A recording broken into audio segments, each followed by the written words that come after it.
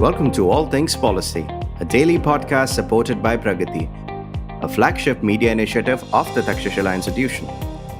We're a bunch of policy nerds based in Bengaluru, and we like to bring a fresh perspective to Indian affairs and an Indian perspective to global affairs.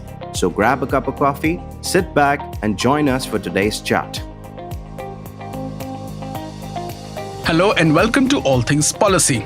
With the year ending, we thought we'd look at something really interesting that is close to all of us, but we don't necessarily talk about it unless it's me in our office being disgruntled and complaining. I'm Manoj Kewalramani, and we're going to be talking about RWAs. Don't confuse that with the RNAW. This is the RWA, which is your Resident Welfare Association, which is around you all the time. Like me, you're constantly fighting with people in the RWA. Like Sowmya, who's one of my guests today, you're on the RWA and listening to people complain. And we have Malathi with us, who's going to talk to us about what policy education does and why is it necessary for people like me and people like Sowmya who are engaged with RWAs in different forms. So welcome, Sowmya and Malathi. Thanks. So let's begin by talking about, let me actually begin with my constant gripe, and I'll talk about this past weekend. My complex is getting painted. I live on the top floor. My dish is on the roof because that's what I was asked to do. Before painting 6 months ago, we were given a notice saying anything that's on the walls outside will have to be removed. That includes air conditioning units and things like that. We had asked whether the dishes need to be removed. We were told, no, that's on the roof. It's fine. Yet on Saturday evening, my dish was removed. It was taken away. I had no idea where it was. I was very, very annoyed because I couldn't get it fixed again. And I was about to miss the World Cup final on Sunday.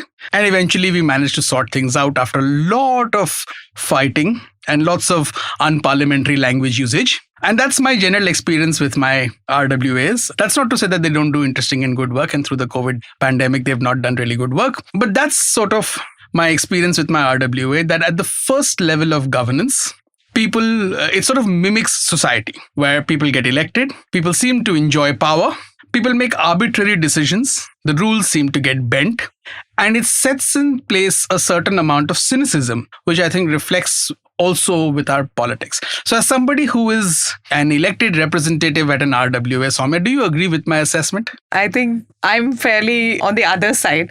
Also because I've been part of the resident association for over 16 years. And I've continued to stay surely because I engage with people within the community well. There is familiarity, though there is about, I would say, 60% of the residents who are churning because they are tenants. But 40% of us who are owners are indulged in everything that happens. And for me, it's been fairly good experience, Manoj. I actually think it's contrast to what you've been telling. So as a collective, I think we've been able to decide on a lot of things, then tweak the policies internally. And I would say it's just not bureaucratic, like most systems would be rigid about, okay, somebody is the president, the secretary, they'll call the shots. It's always been, good consensus. And the way we actually go about it is if there is a new thing that's thrown at us, right? For example, COVID, that came in as a surprise to the entire human race itself. We saw every other day the government was changing rules. The medical community thought a little different from there. So we had in-house folks who are doctors and people who are in the first segment of, being exposed. And we took collective, inputs from everybody. And we said, yeah, government is saying this, but this is feasible for us. So let's do this. So there were a lot of awkward moments where people felt threatened to even disclose, right? We never saw those scenarios because people said, hey, I have symptoms and I need help. And the moment they said, entire floor would get into action, but we identified primary people who would be responsible for it. So I've seen very little friction and I think it's fairly worked on all fronts, like name it, I could give you a lot of examples there. So I think maybe because it's a smaller community and it works beautifully with like 60 households. Yeah. I think you can clearly see what power does to people. They're easily defending their performances. But let me sort of just ask you a question. And I agree with you actually, with that, beyond my cynicism. I agree with you that even during the COVID pandemic, I thought that after sort of the initial, and I live in a fairly large community, I think about 1,500 flats, so it's a huge community.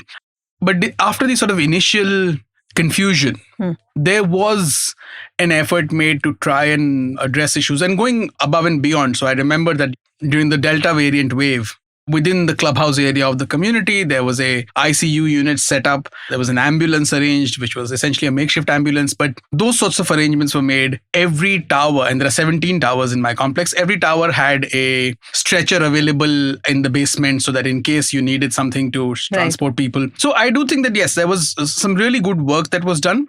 My sort of concern has always been that often the relationship between, I'm a tenant. So as I keep telling my RWA, I'm a second-class citizen in your society because I'm a tenant and I don't have other rights. But the relationship is essentially one not of governance, even at this level amongst sort of elites of society.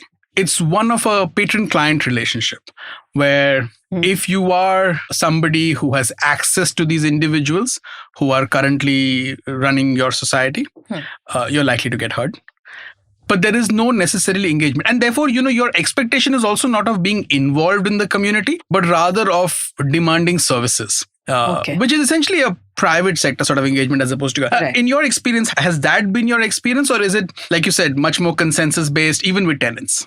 Yeah. So there is a beautiful way in our system to kind of engage with everybody. So we've built small interest groups. Like we all felt, because it's a small complex, we didn't have enough space for people to do smaller interest groups. So we said a lot of dance classes happen. Again, this is done by a person who's not professionally trained in dance, but is passionate. And she said, I just want to try it out. And we said, okay, let's create a platform for this. So we got donations in. Even people who are tenants actually pitched in. And this was an open call saying that in the interest of the community, let's do whatever it takes. So people pitched in and pretty much covered the cost of getting a rooftop done. Again, it was done in a very modest way. It's not very fancy, but it creates a space where everybody comes, and there are a few women taking tuitions at that time. A few of them, older people, were interested in learning knitting. So there's this auntie who said, I almost forgot how to knit. So it's a good place for me to begin again. And we have like annual events. So a lot of practice, noise and all that happens. But in the process, the trade-off would be like somebody who's right below that floor, their noise levels would increase. So we had to check with them. And they said, I'm part of the game. Like I want to be part of all of this. So I'm okay to tolerate this. So I think most of the times it's not imposed. Our decisions are always with the thing of let's reflect this enough, and only if it's feasible, let's get it done. But this also led to a positive outcome because we had some sort of seepage because the building is old. It's aging at 16 years plus now. So the people who got the canopy done told it's actually solved their problem of seepage as well. So that we had not anticipated, but it came in as a good surprise element. So I think a lot of these interest groups have gotten people who would have otherwise not been within that circuit of being familiar with people coming along. So every event we see new people and we pay extra attention to people who have kind of stayed out saying that, okay, I'm not familiar with you guys, right? So there's a beautiful way of just going and having a word with them, making them feel good. And based on their interest, we've told them, okay, let's do this together, kind of. And even our meetings, we don't really have a hard line saying that you can't contribute. Even their suggestions are taken in the right spirit. Right. So... Okay, so if you're wondering why is it that we've been talking about our RWAs and on all things policy, and when we usually talk about things like technology policy, geostrategy, and all of those kinds of things, it's because this is where the grassroots of public policy comes in, and which is where Malathi comes in, which is, at the end of the day, this is essentially a space where, like Sowmya said, she's in the committee, she's framing rules, she's organizing things, she's making sure that the maintenance costs spent by people living in the society is spent well, and there will be accountability to that. So this is essentially a microcosm of, governance and public policy. And it's really important because, like I said, at the end of the day, the relationship that people end up developing with their RWAs is one of client and patron, like a service provider versus to a client. Why is it that it is important to have this sort of public policy sense? And does public policy, having a background in public policy education, help in shifting that prism? Yeah, definitely, Manoj. In fact, often we are, as citizens, right, we're not aware of our rights. We're not aware of what we can do as individuals, as a community, and make a difference to those around us. So, I'll just give an example of myself. I've been in the IT corporate for more than 15 years. And then the public policy thing I was in a bubble there, right? It's completely out. I mean, it's more like, okay, the government has to take care of this. The politicians have to manage much of the other stuff. But then after coming here, it's been 3 years now. And then you kind of realize that there's a lot that as individuals we can do to contribute towards that society and to be informed citizens, to understand the nuts and bolts and where we can make that difference, right? Yeah. And I think what's most important is that there's always that governance gap. And if we can bridge that gap through our better understanding of the rules that's there around us and how we can maybe tweak that and make improvements to that, it makes a better place for all of us. Yeah, I mean, I think that one of the things that I have sort of figured out, and when I did GCPP first was in 2014, and today as part of, the work that we do, one of the things that I have noticed, again, my complex, and like I said, despite all the education, I'm still a very disgruntled resident. But one of the things that I've noticed is that the RWAs in your community reflect society at large in many ways. Right. Yes. You do, and I found that, the space for compromise, because all public policy is about compromise at the end of the day, right? All politics is about compromise, and all policy is essentially about also, it boils down to certain political compromises across, or trade-offs, however you want to put it. Right. But for that to happen in a contested environment, one needs to have channels of dialogue. One needs to have formal and informal channels of dialogue. And those, I feel, have sort of started to shrink because, whether it's because of technology, or whether it's because we have become much more siloed in our thinking. An example that I had given recently was, there was a religious procession happening in my community. Some people found it problematic. Some people were like, well, this is perfectly fine. And both sides had very legitimate arguments to make. Right. Yet, there was no conversation.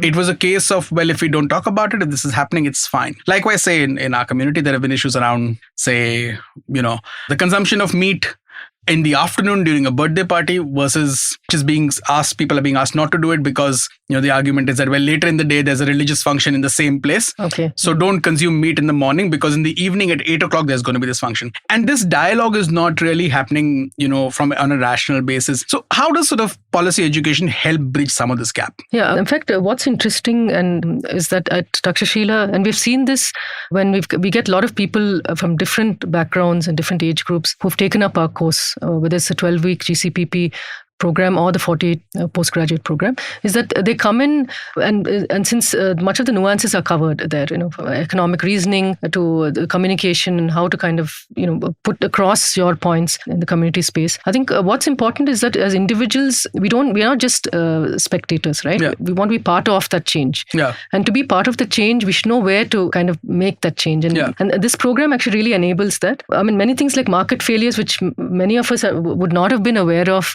before doing this program, especially those who are not from who have not taken economics. Yeah. For example, asymmetric information. Yeah. Right. The politician says, promises many things during the election time, but at the end of the day, do the citizens really see that happening? Yeah. Right. It could be also monopoly of certain, organizations, and citizens are then just made to kind of, they take what comes their way. Yeah. They don't want to challenge that or question it. And even negative externalities, if something comes up and let's say a huge, factory comes up in the vicinity, the other negative externalities could be the pollution, air, water, and other things. So many things are not questioned, but once those who've taken up the program have always had this positive feedback of saying, hey, it's been an eye opener for us because we've now seen where we can start to pitch in. Where we can make that difference.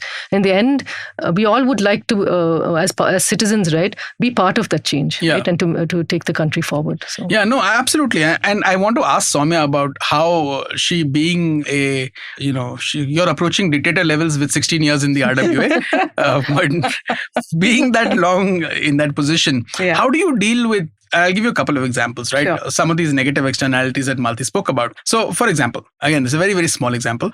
If there is a function that's taking place within the community, and there's loud music playing, it's going to be playing till 11:30, 12. My child sleeps at 8:30. If he doesn't sleep, then I don't sleep through the night. Right. So, and it's a problem, right? Because it's going to go on till very late in the night. how do you deal with, people like me who may then end up complaining, saying that, look, I'll give you another example, right? I think I'm from Bombay. I love the Ganesh festival. I've grown up with it. Yet I don't like loud noises going by my window at 12:30 in the morning. Right. It's just not something that I prefer. Or maybe because I've become older, so I don't prefer it. But when that happens, there's obviously a negative impact on people like me or others who may own pets and things like that. Lots of people complain. Yeah.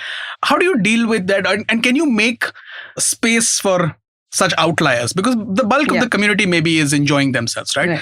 Or there may be quite a few people like me who are disgruntled, who may not be enjoying it because it's very late in the night.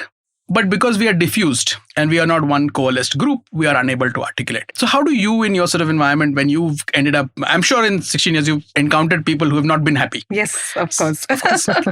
So how have you dealt with those outliers? And can you make policy decisions for outliers? Right, sure. So I have a lot of insights as well as stories around this. Coming back to what Malathi was saying, the information asymmetry that lies even at our system, right? I'm not saying there weren't failures. There were failures, but we have a way to tackle it. And we go about it in a very interesting format. So, for example, there was this youngster who's taken a spiritual track and was very put off because a couple of trees which were daunting from the adjacent side was leaning into somebody's kitchen window. And one incident so happened that the snake actually, crawled in.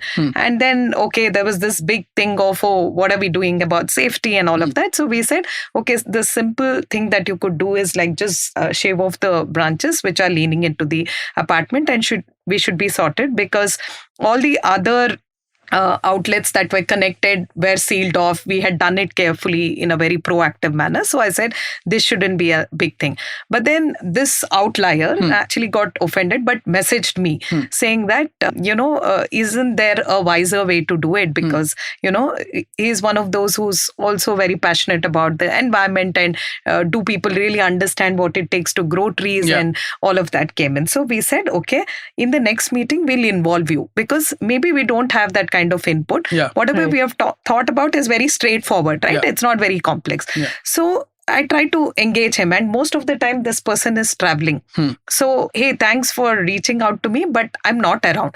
So I said, let's get you online. No, I'm in a place where network is very shaky. So the person was very tolerant. When he came back next, he said, I really like the fact that you reached out and you were also having this thing that I need to take, his inputs. That actually made up for everything, right? He said, there is this thing that you should be involved in this decision making because you understand it better.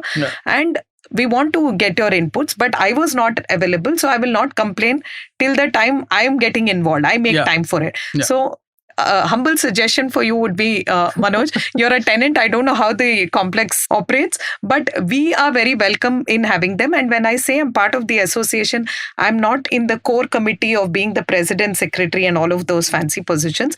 I'm in the members who are involved in a way that it's very conducive to get all sorts of interactions. Like when I'm walking around, I talk to 10 old people. Then, similar thing, noise levels, because the adjacent flat is a huge one, a complex of 1,000+ households, and when they play music, it echoes into our place. So we also have relationship with the neighboring apartment. We went and told them 10:30 up to 10:30 we're actually fine. But beyond that, please be a little considerate, because people have. So our own apartment, we kind of ensure this is taken care, because we tell them this is one day we are doing it and we will close at 10:30. But up until then, just kind of manage. So I think also, the other way we have tried to do this is incentivize people. So one of the things that we saw, the meeting, presence of people itself, only men used to turn up, and very few of us women who would again discuss that, hey, I'm coming, we'll have to raise this, which probably others didn't think about. We want to raise it as an agenda. And then we realized a lot of women are disappearing. Then we also knew that's the time in the morning when they're fixing breakfast. So we said, we'll organize breakfast so that people don't have to crack their heads over it, right? So that's a simple thing that association is happy to do. Now, the attendance has improved, women's participation rates in it has increased, and the recent conversation that we've had about 2 weeks back is, should there be an incentive for somebody who shows up for the AGM in their maintenance itself?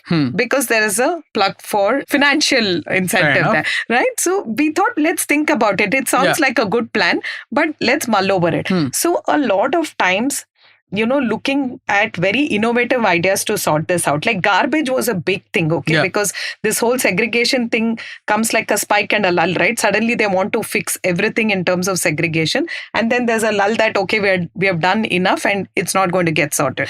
And in Takshashila, it's like the biggest thing that, we are done with garbage, right? But what we did, we said, housekeeping staff or we as anchors going and trying to talk to people is not helping. Even people who move in new are like, we are segregating, but then when it goes again to the van that picks up the garbage, it's going to get messed up. So why do it at all, right?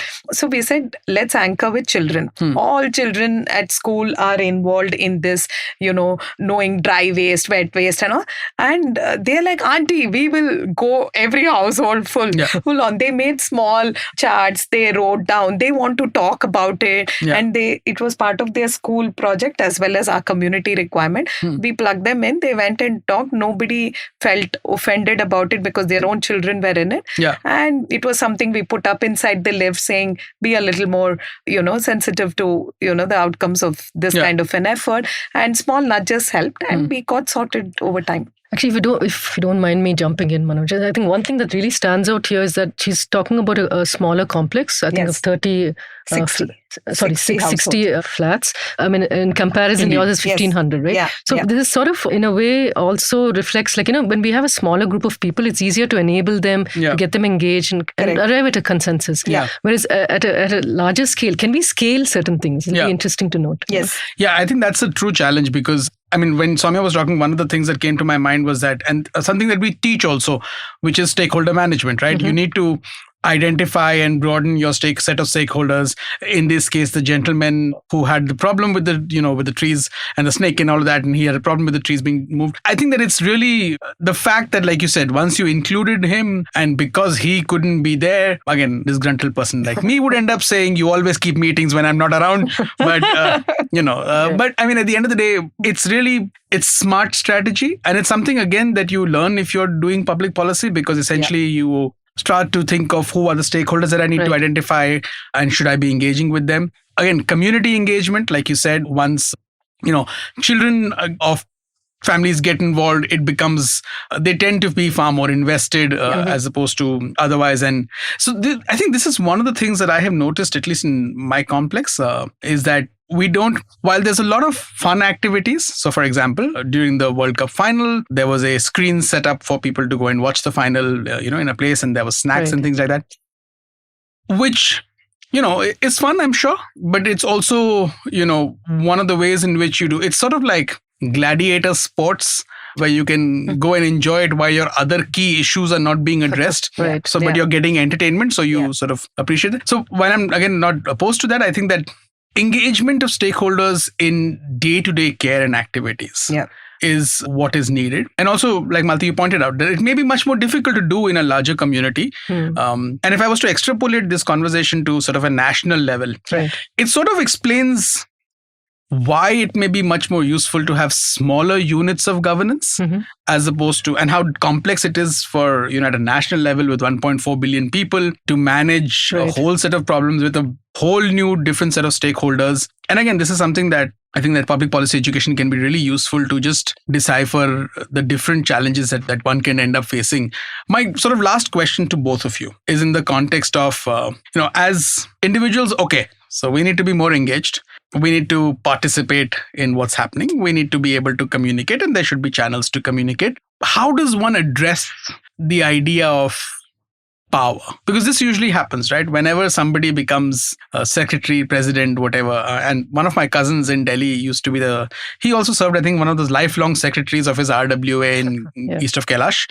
And his constant refrain was, we are doing this in our free time. It is selfless service, which he's my cousin, so I appreciate that he was doing selfless service. But when I hear this today from people in my community, my response is, well, you're not doing me a favor. You're also enjoying the power that comes with it. You're enjoying the authority to spend money. You're enjoying the authority to make a decision of creating a sports area which you want, which many of us may think is, not needed. So you're making those decisions. And often these are very contested decisions. Like the elections I've seen growing up, and I grew up in a small tower. So again, I think about 63 flats. Mm-hmm. And one of my earliest memories was of an election where the party who was currently in power was about to lose. So somebody picked up the ballot box, which was a cardboard box, and threw it. It hit somebody's mum, and there was a melee. So this can be really, really contested, right? Yeah.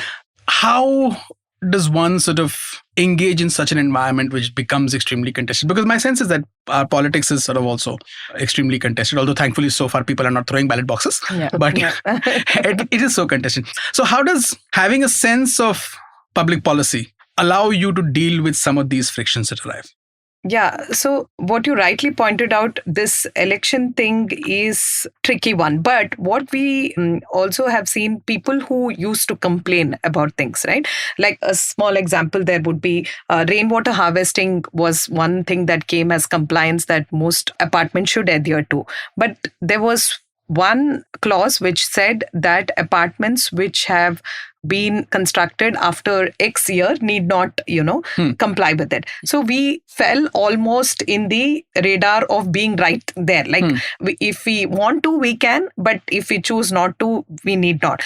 But then what happened? We said, as conscious individuals, do we want to go one step ahead, understand this better, be implemented to an extent that not too much of modification or cost needs to be involved, but whatever harvesting that happens within the apartment can be used for car cleaning and other purposes. So we achieved only 50% of that agenda, but it was done in the spirit of saying, okay, compliance is one. We don't need to really worry about it. Let's think about, does it make sense? And we all felt alike about it. There was little cost that was involved. We went ahead. Now, somebody in power had a problem with it. But we said, when the whole community thinks it's okay and they're willing to say, okay, whatever it takes, 2-3 weeks of inconvenience, that your parking area and other things will be a little compromised for that time.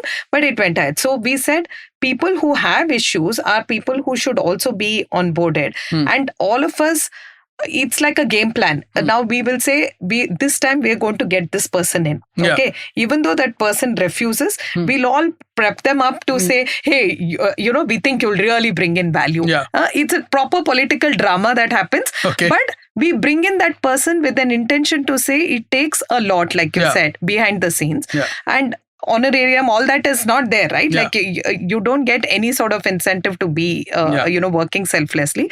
But we have seen that that person has a very different take after they move out of that position. They're very aware that, it is a challenge, right? Because multiple views and all of that. So I feel anything to do with, challenges, you should just bring the person on board. And it's not as difficult election that is there. A lot of times it's like on a friendly note. Hey, let's also have other people, new people should come. We are bored seeing same people. All of that happens. Yeah. So there is like a good understanding well before the election formally takes place. So the takeaway is that at the end of the day, you need to have, people who might be disgruntled also part of the process in actually making policy, so that they can experience what it might be like when, like the adage goes, it's very easy to complain, it's harder to do. Malathi, your thoughts on that? Yeah. So my take would be more outside of the RWA bit. So definitely with power comes responsibility. I think that's something that we need to be aware of. But I think eventually the checks and balances eventually that come into place is if as citizens,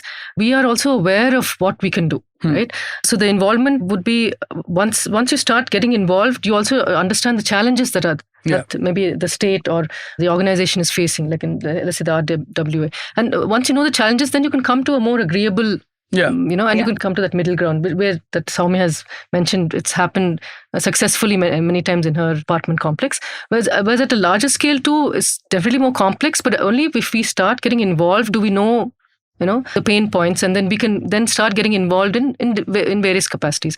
But eventually, I think as citizens, it's also a shift in the mindset, which is important, because many times we think it's not our problem. Yeah. Like I live in an independent house, and then when they're religious, when they're festivals, I think there's sound or music that starts at 5 a.m. in the morning and it goes on till late into the night. Yeah. Right? It kind of disturbs it. But who do we contact? I mean, who's responsible for it? We kind of sometimes just brush things under the carpet. Yeah. Thinking that I can't make a change. If I go and talk to people, they're not gonna. Yeah. So I think that awareness, and also as a community, that change in mindset is important. Yeah. Because once we bring those checks and balances in place, whoever, even in the political thing, they will understand that we can't kind of fool our citizens, right? Yeah. They are informed, and so let's ensure that we walk the talk. Absolutely. So with that, I think let me just sort of wrap by saying that there are 3-4 things that I take away. One is that we need to be much more aware. 2 is that we need to be much more engaged, and it is the responsibility of those who are also in power as much as it is for the community members to get engaged. So you have to create avenues for engagement, which was one of the suggestions that I gave my block representative last week when I yelled at him, telling him that, you don't invite us to meetings because we are tenants. The third point is that while we do all of these things, it's really important to have a certain degree of empathy about what it takes to actually govern, and also at the same time empathy from those who are doing the governing, those who are doing the management, to try and figure out what are the costs that you impose on people and how that might impact some disproportionately, and at least try and involve them in the process or make them feel that they were heard, even though they might still end up having the loud music, having the problems. And the fourth and the most important thing is that, I think because of all of this, I think I should issue an apology to my block representative for cussing him out over the weekend. At least I got to watch the match online. But it's, at the end of the day, the most serious point is that having a sense of how the policy domain is, what are the key aspects that one must keep in mind when devising policies and when implementing them. So from things like stakeholder management, things like the problems of information asymmetry, it's useful to have a sense of that. And to do that, one of the best things that you can do is actually study public policy. And for that, I think you should log on to Takshashila's website, and you can look at the courses that we have. And I think it'll sort of benefit everybody in terms of how they approach some of these challenges on a daily basis, because your society is your first public square. Right. And having empathetic, sensible conversations in that is the core to be able to then have these conversations at a national level. Thank you so much, Sowmya and Malathi. Yeah, thank you. Thanks, Manoj, for having us. And thank you for listening.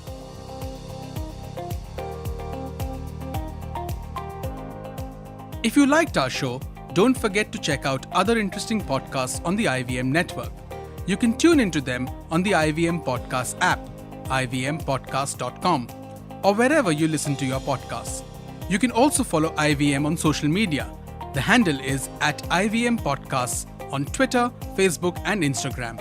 And hey, if you'd like to dive into Takshashila's research on technology, strategy, and economic affairs, check us out at our Twitter handle @Takshashila INST or our website takshashila.org.in.